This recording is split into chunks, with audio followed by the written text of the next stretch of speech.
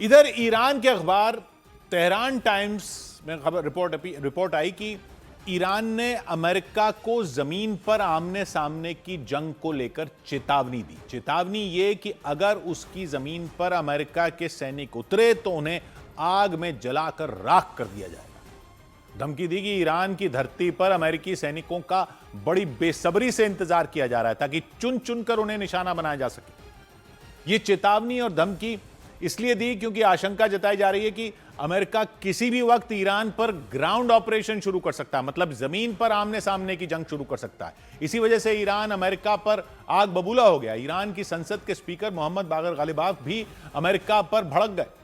उन्होंने भी ट्रंप को चेतावनी दी। उन्होंने ऐलान किया कि अगर ट्रंप ने उनकी जमीन पर युद्ध शुरू किया तो वो उनकी सबसे बड़ी गलती होगी, ऐसी गलती जिस पर उन्हें पछताने तक का मौका नहीं मिलेगा। ईरान की तैयारियों को लेकर अमेरिकी अखबार द वॉल स्ट्रीट जर्नल ने भी एक दावा किया कि ईरान में जान फिदा नाम से एक अभियान शुरू किया गया है। जान फिदा का मतलब देश के लिए जान कुर्बान करने वाला, जान फिदा।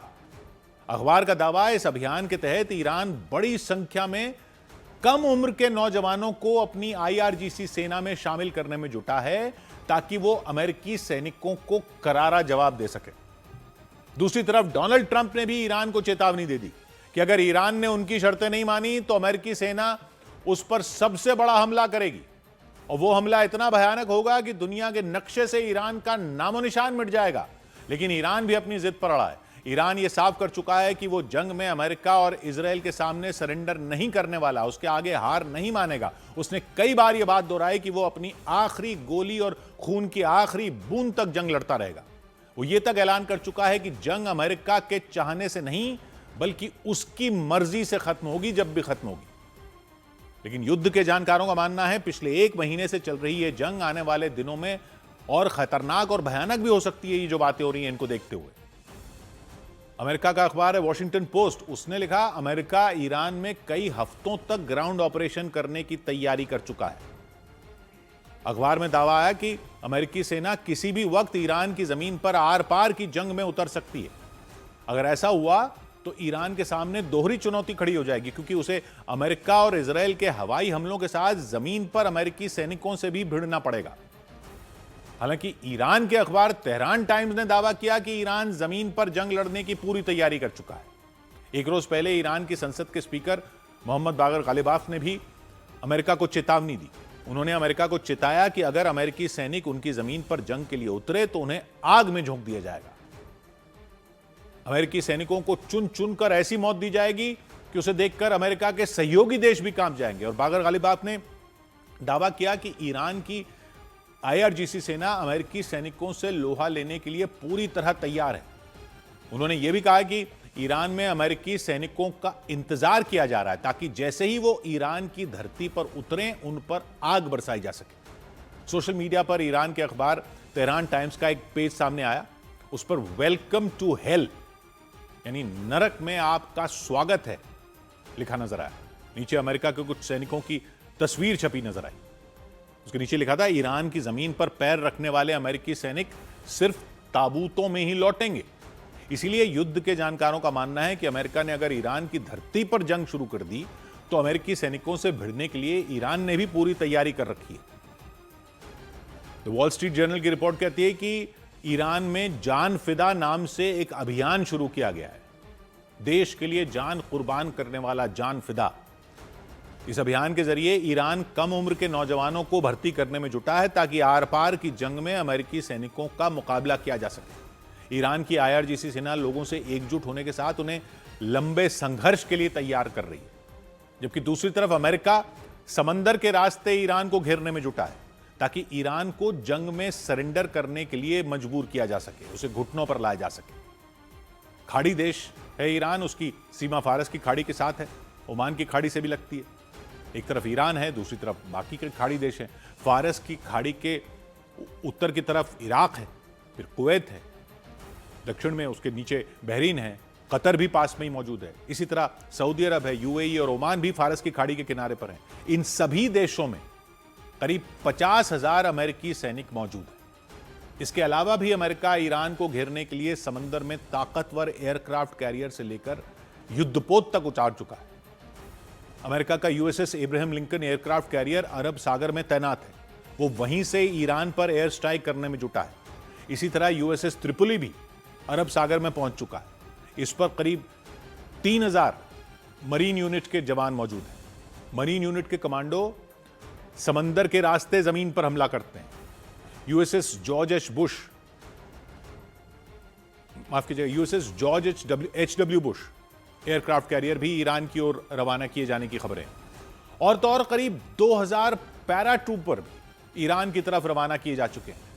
ये जवान पैराशूट के जरिए दुश्मन की जमीन पर उतरकर युद्ध करने में माहिर माने जाते हैं। अमेरिका के अखबार द वॉल स्ट्रीट जर्नल के मुताबिक इतने सैनिक होने के बाद भी अमेरिका ईरान के पास 10,000 और सैनिक तैनात कर सकता है।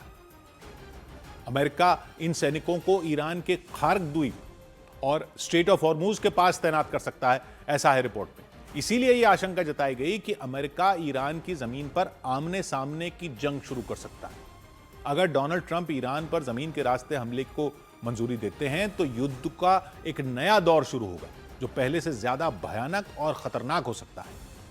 हालांकि ट्रंप यह दावा कर रहे हैं कि जंग रोकने के लिए अमेरिका और ईरान के बीच बातचीत चल रही है। उन्होंने उम्मीद जताई कि जल्द ही ईरान और अमेरिका के बीच समझौता हो सकता है। कुछ रोज पहले अमेरिका ने ईरान के सामने 15 शर्तें रखी थी।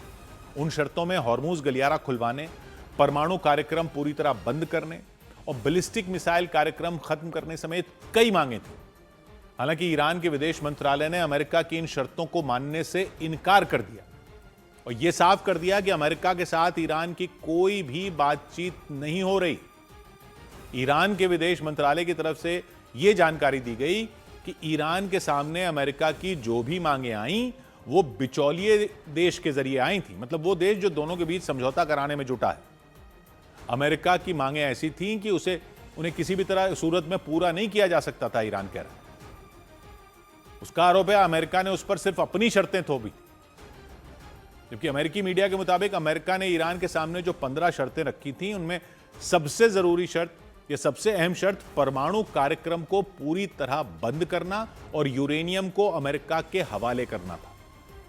अमेरिका किसी भी तरह ईरान के यूरेनियम पर कब्जा करना चाहता है।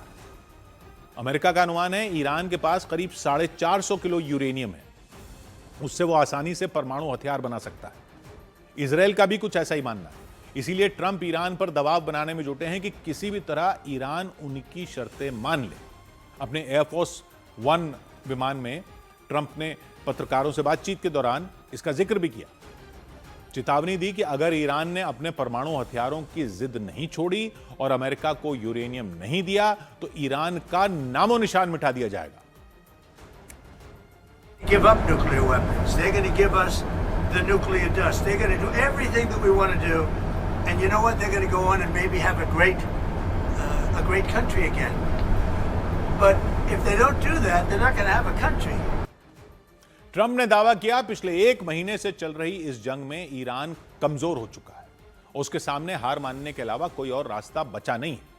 इसीलिए ट्रंप ने दावा किया कि वो जैसा कहेंगे ईरान बिल्कुल वैसा करेगा, क्योंकि ईरान का कहना है कि वो अमेरिका की धमकियों से नहीं डरने वाला, ना वो हार मानने वाला, ना ही जंग में सरेंडर करने वाला। ईरान की सरकारी न्यूज एजेंसी फार्स के मुताबिक ट्रंप बातचीत का सिर्फ दिखावा कर रहे हैं। वो सिर्फ दिखावे के लिए शर्तें भेज रहे हैं, ऐसी शर्तें जिन्हें माना ही नहीं जा सकता। उनका मकसद बातचीत में उलझाकर ईरान पर जमीनी युद्ध शुरू करना है। इसी वजह से ट्रंप ने ईरान की धरती पर ग्राउंड ऑपरेशन शुरू करने की योजना बनाई है। युद्ध के जानकार बताते हैं अमेरिका यह समझ चुका है कि ईरान उसकी एक भी शर्त मानने वाला नहीं है, चाहे वो उस पर कितना भी दबाव डाले। तो अमेरिकी मीडिया के मुताबिक इसी वजह से अमेरिका ने जमीन के रास्ते ईरान में घुसने की रणनीति बनाई, ताकि वो ईरान में घुसकर उसके परमाणु ठिकानों से यूरेनियम को बाहर निकाल सके। हालांकि इस मिशन को बेहद जोखिम भरा माना जा रहा है, क्योंकि ईरान के परमाणु ठिकाने अमेरिका और इजराइल के हवाई हमलों की वजह से काफी हद तक ध्वस्त हो चुके हैं, ऐसा माना जाता है, और यूरेनियम उसके मलबे में दबा है। उसे निकालने के लिए कई हफ्तों का, महीनों का समय लग सकता है। इसी वजह से पश्चिमी मीडिया ने दावा किया कि ग्राउंड ऑपरेशन शुरू होने पर ईरान के अंदर अमेरिकी सैनिकों को कई दिनों तक रहना पड़ सकता है, जिससे जंग लंबी खिंच सकती है। लेकिन ट्रंप सिर्फ ईरान का यूरेनियम नहीं हासिल करना चाहते, वो तो ईरान के तेल पर भी कब्जा जमाना चाहते हैं। फाइनेंशियल टाइम्स जो ब्रिटेन का अखबार है, उसमें ट्रंप ने एक इंटरव्यू दिया, उसमें उन्होंने अपनी मंशा जाहिर की। उन्होंने ईरान के तेल को अपनी एक पसंदीदा चीज बताया।